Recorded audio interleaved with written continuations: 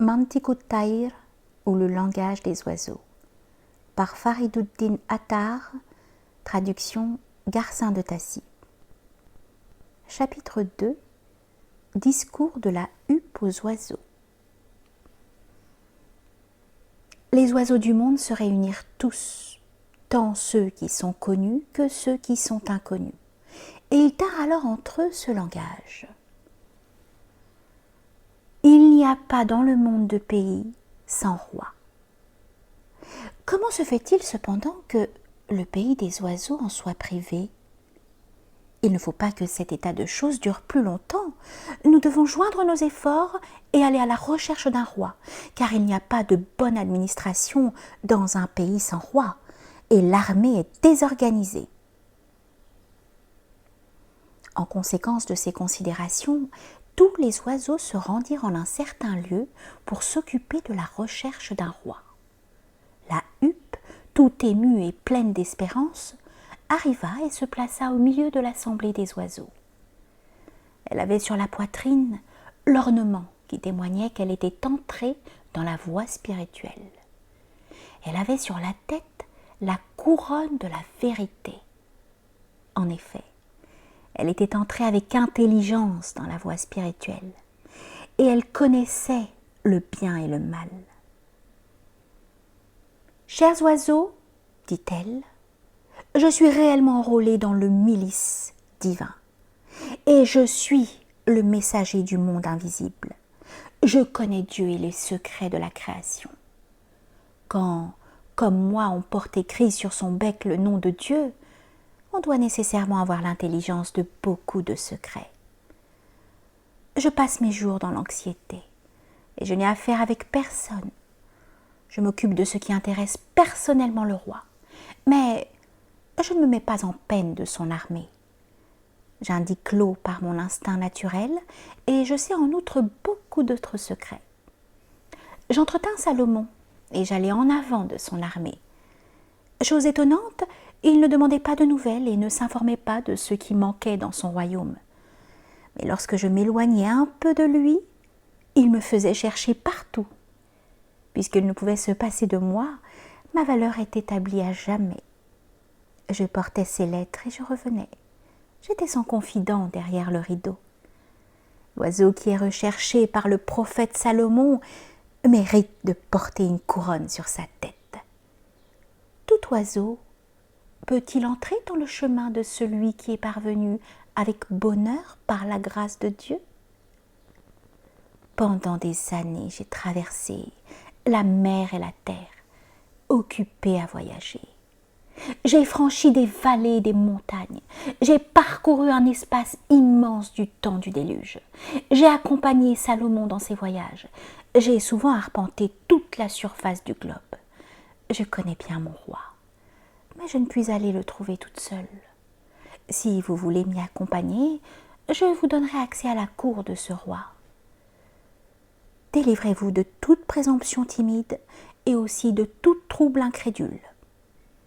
Celui qui a joué sa propre vie est délivré de lui-même.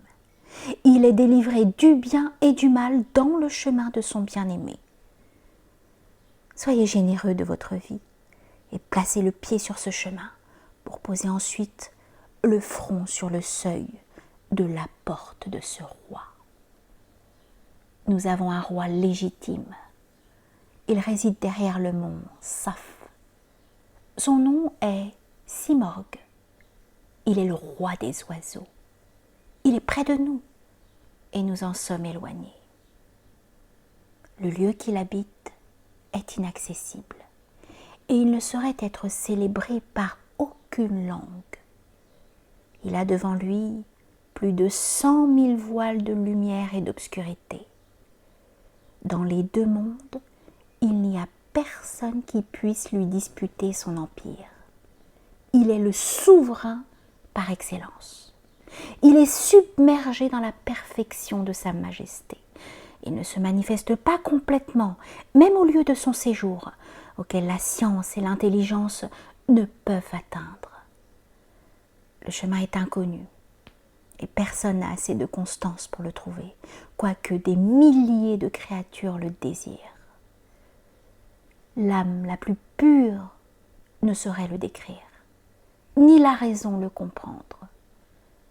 On est troublé, et malgré ses deux yeux, on est dans l'obscurité. Aucune science n'a encore découvert sa perfection. Aucune vue n'a encore aperçu sa beauté. Les créatures n'ont pu s'élever jusqu'à son excellence. La science est restée en arrière et l'œil a manqué de portée. C'est en vain que les créatures ont voulu atteindre avec leur imagination à cette perfection et à cette beauté. Comment ouvrir cette voie à l'imagination ? Comment livrer la lune aux poissons ? Là, des milliers de têtes seront comme des boules de mailles. On n'y entendra que des exclamations et des soupirs. On trouve tour à tour dans ce chemin l'eau et la terre ferme, et l'on ne saurait se faire une idée de sa longueur. Il faut un homme à cœur de lion pour parcourir cette route extraordinaire, car le chemin est long et la mer profonde. Aussi marche-t-on stupéfait, tantôt riant, tantôt pleurant. Quant à moi, je serais heureuse de trouver la trace de ce chemin, car ce serait pour moi une honte que de vivre sans y parvenir. À quoi servirait l'âme si elle n'avait un objet à aimer ? Si tu es un homme, que ton âme ne soit pas sans maîtresse. Il faut un homme parfait pour un tel chemin, car il doit savoir introduire son âme à cette cour. Lave-toi bravement les mains de cette vie, si tu veux être appelé un homme d'action. À quoi servirait la vie si on ne l'aimait pas ? Pour ta bien-aimée, renonce à ta vie chérie, comme les hommes dignes de leur vocation. Si tu livres gracieusement ton âme, tu mériteras que ta bien-aimée te sacrifie sa vie.